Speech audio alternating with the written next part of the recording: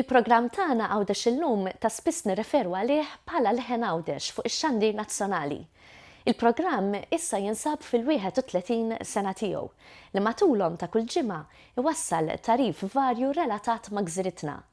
Iżda fil-medja Għawdex għandu vuċi oħra, dik stampata, li f'Ottubru fakret l-1000 edizzjoni tagħha. Qed nirreferu għar-rivista Il-Ħajja f'Għawdex.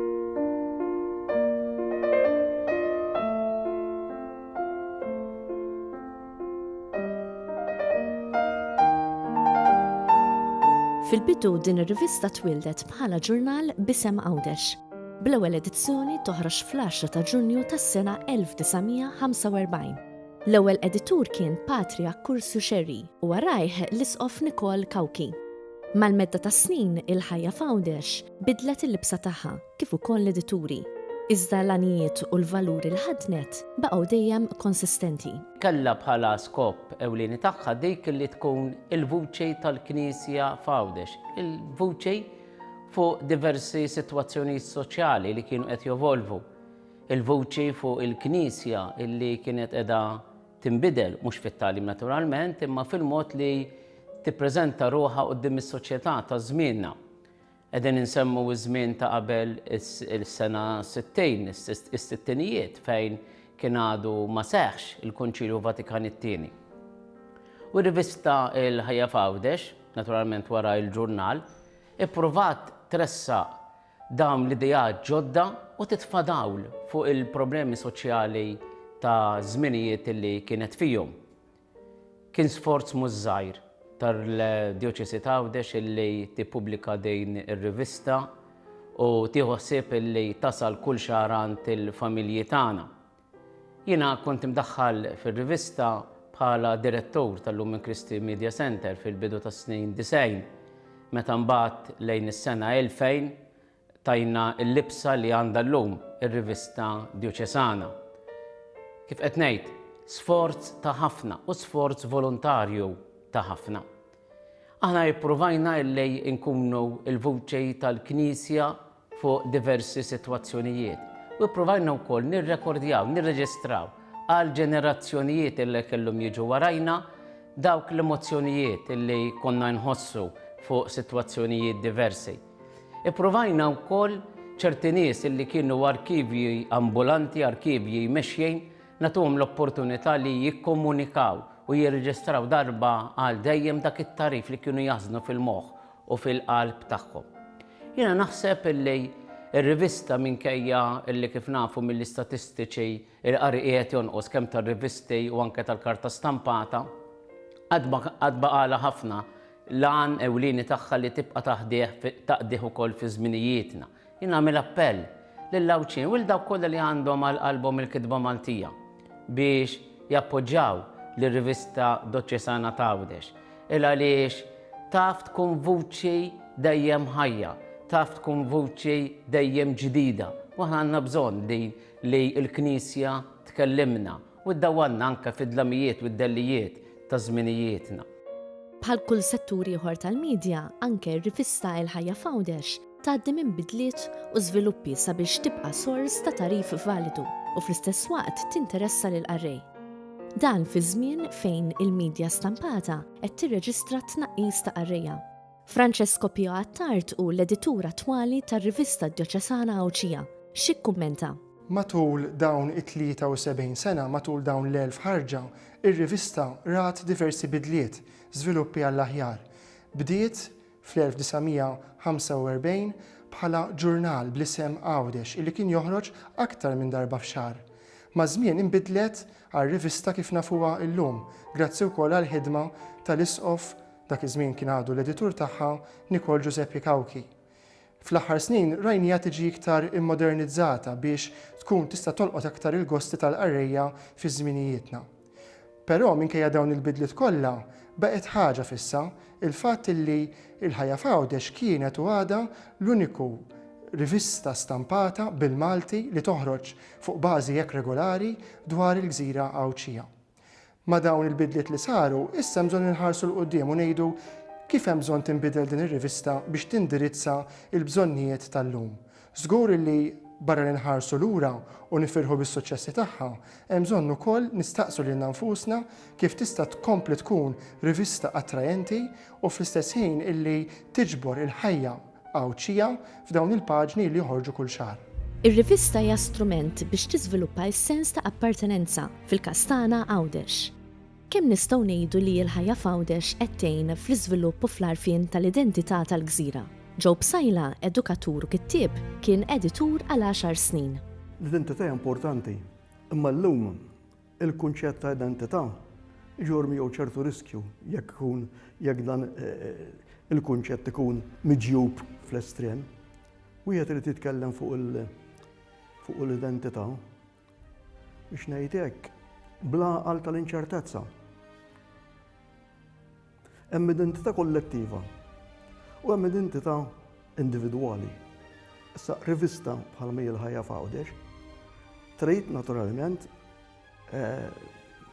mexxi l-qudiem tippromuovi kemm l-identità kollettiva tal-Għawċejn u kemm l-identità individwali, l-identità kollettiva fis-sens li trid iġġib quddiem il-pubbliku Malti u Għawċejn, Malti fis-sens li ta' dawk in-nies li jgħixu Malta ħana kollha Maltin, il-tiġijiet, il-karatteristiċi, il-pregġi, id-difetti u l-isfidi li għandu Għawdex u l-Għawċejn.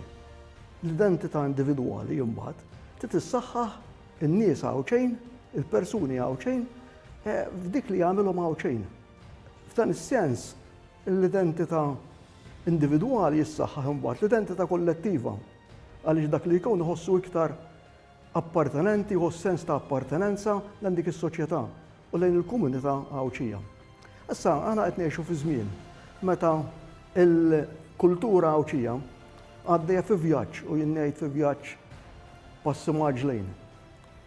Li tgħaddi minn kultura ta' konservattiva u barra li hija konservattiva jew ukoll kollettiva għal kultura li hija liberali u individwalista.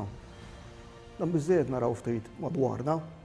Sa ftit żmien ilu f'Għawdex l-inkwiet li kien joħoloq f'Għawdex kien ikun bejn gruppi. Mhux għarf il-noqgħod insemmi, imma bejn gruppi.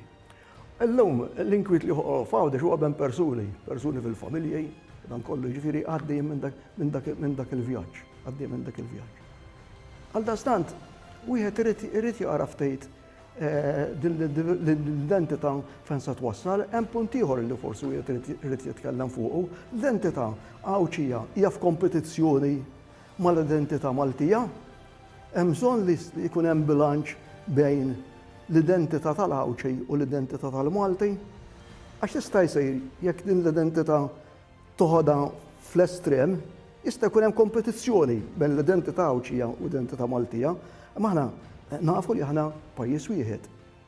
L-identità Għawċija mela trid l-identità rivista biex ssawwar l-identità Għawċija trid tinnaviga f'dan il-baħar li ma tantx hu baħar kalm. It-tieni editur tar-rivista Għawċija kien l-isqof Nikol Giuseppe Kawki. 30 sen ilu f'wieħed mill-ewwel programmi tagħna Għawdex illum kien tratta l-ħtieġa ta' ġurnal Għawċi. Mill-arkivji tagħna qegħdin nisiltu silta minn dan il-programm fejn l-isqof Kawki kien tkellem dwar il-ħajja f'Għawdex. Tajjeb niftakru li 30 sen ilu ftit li xejn kien għandna il-faċilitajiet teknoloġiċi tal-lum bħall-internet u l-Facebook. Fl-1963 Monsignor Pace, ġifier l-isqof ta' qabli, inkarriga lili biex nieħu ħsieb dan il-ġurnal. Imbagħad wara ħassejna li forsi flok ma nsejħulu ġurnal għax titestretchu f'imagination biex perjodiku ta' darba kull 15 issejħu ġurnal, nagħmlu qisha rivista ta' darba fix-xahar format ta' perjodiku ta' rivista u ċerti artikoli iktar fit-tul u iktar informattivi. Però jiena nista' ngħid biex inwieġeb għad-domanda tiegħek illi dan il-ġurnal li fil-bidu kien jissejjaħ Għawdex Mbagħad biddilnielu l-isem ukoll u bdejna nsejħulu il-Ħajja Fawdex.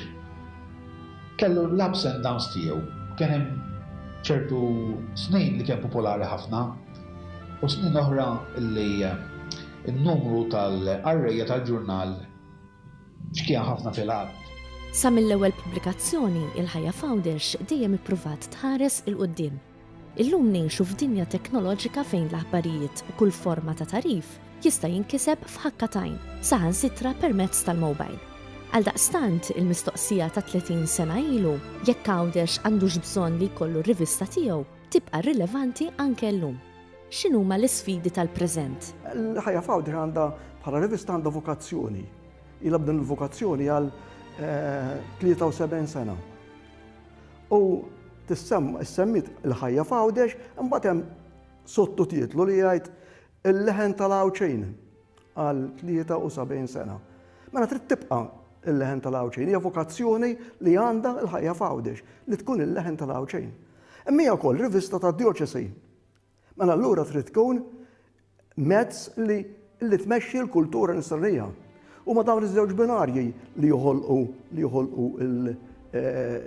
it-traġett il-vjaġġ tal-Ħajja Fawdex.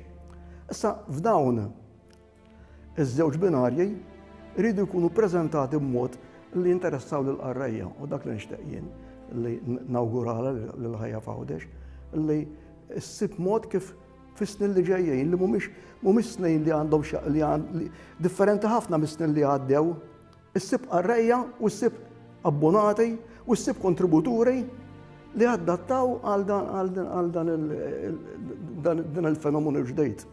Fis-tħarriġ li sar dan l-aħħar fl-Unjoni Ewropea, instab illi l-Gżejjer Maltin jikklassifikaw fl-iskaluni ta' isfel f'dak li huwa qari ta' kotba u rivisti. Ma tantx huwa xi ħaġa sabiħa li nirreġistraw dan in-nuqqas ta' qari, però hija realtà wkoll li l-karta stampata m'għadix tappella daqstant qabel. Ġurnali, rivisti kollha qed inaqsu mill-abbonati tagħhom waqt li trend hija aktar illi jkollna qari fuq l-internet fejn l-attenzjoni sfortunatament hija biss ta' ftit minuti biex ma ngħidx sekondi. F'dan il-kontest, ir-rivista l-Ħajja Fawdex għandha sfidi qudiema illi jeħtieġ taffaċċja. L-isfidi tan-nuqqas ta' abbonati, l-isfidi tal-istampa, il-finanzi, il-mod kif se nkomplu nsostnuha. Fl-istess ħin anki l-isfidi li tippreżenta s-soċjetà llum fejn ħafna nies kif qed ngħidu jippreferu jsegwu mezzi oħra ta' komunikazzjoni.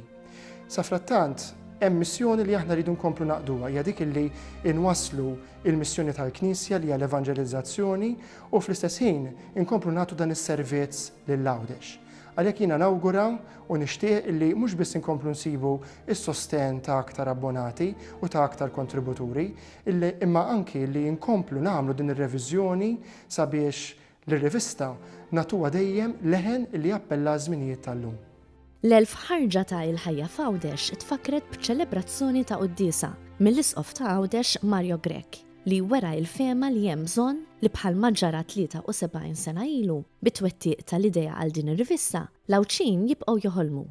Semma 3 toqsma li qal li ma jistgħux jiġu traskurati, fosthom il-bżonn li joħolmu maż-żgħażagħ u għaż-żgħażagħ. Għax hekk Fawdex mhux ser joffrilhom opportunitajiet attrajenti se jissokta l-eżitu li qed jisraq l-aqwa riżorsa. L-isqof Grech qal li jridu jibqgħu joħolmu wkoll kif tista' tissaħħaħ l-ekonomija Fawdex u kif jista' jitħares l-ambjent li jagħmel il-Fawdex ġawra fil-Mediterran. Il-Ħajja Fawdex twieldet bħala organu stampat biex iwassal il-vuċej ta' din il-gżira. Vuċej illi tipprova taqra ir-realtà minn lentej nisranija.